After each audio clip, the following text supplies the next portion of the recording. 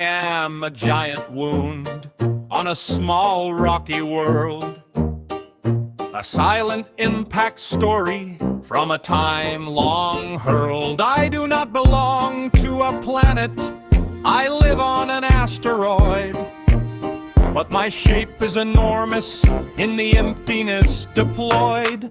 My name is Rheasilvia, I sit on Vesta's side, a small rocky asteroid where ancient forces collided.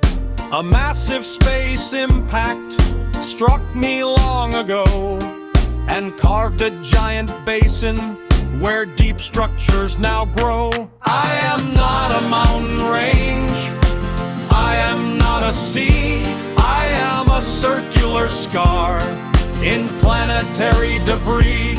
I stretch so very wide across Vesta's face, around 500 kilometers, a basin owning space. My rim is tall and broken, my floor is carved and low, layered shattered crust from a devastating blow. At my center rises something unexpected and high, a peak inside the crater, touching asteroid sky. Even Mount Everest would look small beside that core, a mountain born from impact in a violent cosmic roar. Scientists study me to understand collisions, how small worlds can survive those early sharp decisions. I show that tiny bodies can hold extreme surprise, with structures far beyond what size usually implies. I am a record of chaos, frozen into stone, from the early solar system when nothing stood alone.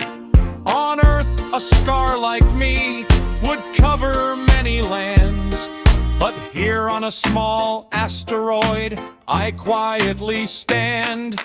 Proof that size is not all in cosmic design. Even little rocky worlds can shape the grandest sign.